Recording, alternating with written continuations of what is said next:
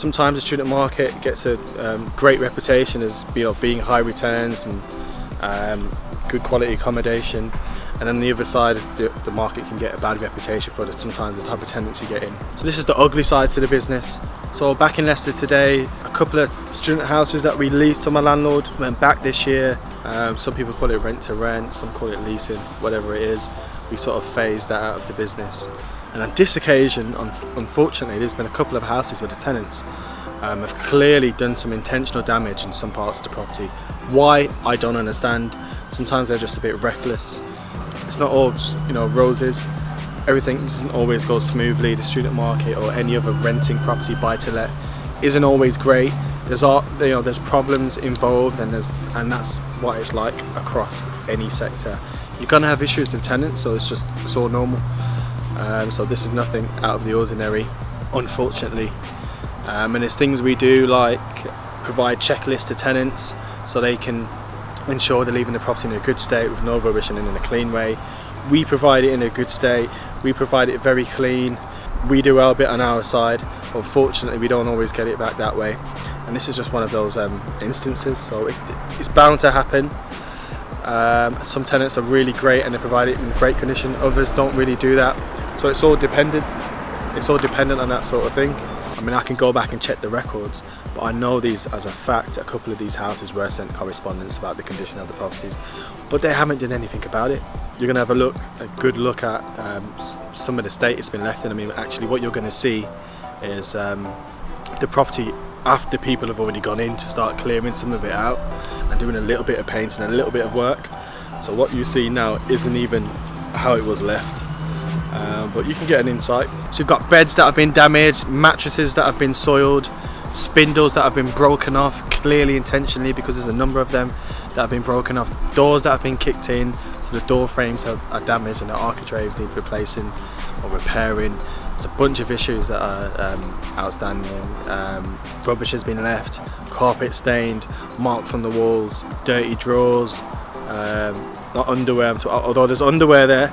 I mean, like chest of drawers, there's wardrobes, all that sort of stuff. Some of it's not in great condition, some of it have been fortunate.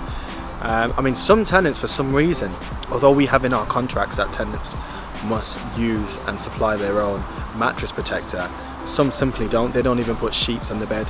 So some areas and some beds you'll see where tenants are just sleeping on it without sheets, which is beyond me. So that's pretty obvious in areas. Dirty fridges, stuff been left in the fridge, or some of the stuff you can see, that's after it's already been cleaned, so it's a bit too late, but there's mouldy food, rotten meat, rubbish, clothes left.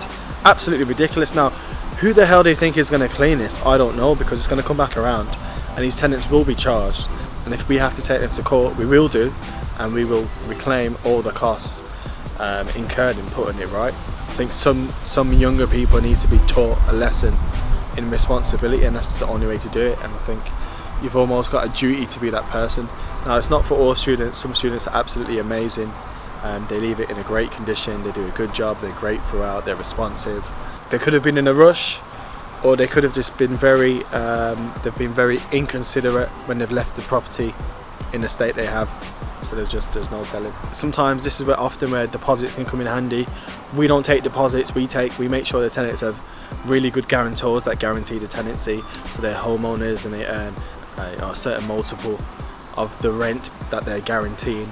So we'll get it back, and if we don't, then in the end we'll take the guarantor and the tenant to court. So we can put a restriction against their property potentially for the debt, so they're unable to sell the property without our debt being recovered if it got to that stage. So in the end, we usually get paid because we've got good guarantors to begin with who want to protect their credit and don't want anything against their, any restrictions against their property. It may mean not getting the money straight away, but there's something we've got to do in order to recover funds. These are by far not the worst properties that I've seen. I've seen a lot worse things that you would not want to see. But if you do want to see, I've got pictures. Let me know. But I mean, I don't like looking at those pictures of some of the conditions that I've seen properties left in. I've had properties broken into by police, people that have been in trouble with other people and they've had problems in the house. I've had a house burned down. We had a house that we weren't managing it, but one of the tenants there was a student at Leicester Uni, and he was growing marijuana in his room, and the house caught fire. I mean, it's never ended. Some people make some really silly, stupid decisions, and others are fine. So this isn't by any means the worst, but there's still a lot of work involved in putting it right and pursuing the claim and whatnot. But it's all part of the game. You can't get into this industry or market or property in general if you're unwilling or unable to deal with these sort of things. You may have an agent that can take over and do that sort of thing, and if they can handle it, then that's great. We manage our own stock, so it's all in-house. That's perfect. So it's all, within our remit. So moving into the purpose-built student accommodation market, as I am in my new developments, it's a bit more of a joy to manage, because all the apartments are contained, so they can be managed in a better manner. A bunch of them are self-contained, and they have their own bathrooms, so there's less conflict and things being left around the houses, and less chance of you not being able to find out who caused the damage or trying to recover costs in that respect. A lot of these buildings as well, the new ones, if they're brand new and they're fresh, and the students are more likely to look after them. It's just how it is, and that's for any tenant. If you provide a property in really great condition that's fresh, you're more likely to get it back that way. So maybe I'll do a follow-up on this video. Let me know if you'd like a follow-up on how I'm going to claim from these tenants and their guarantors, and I'll talk you through the process of how we do it.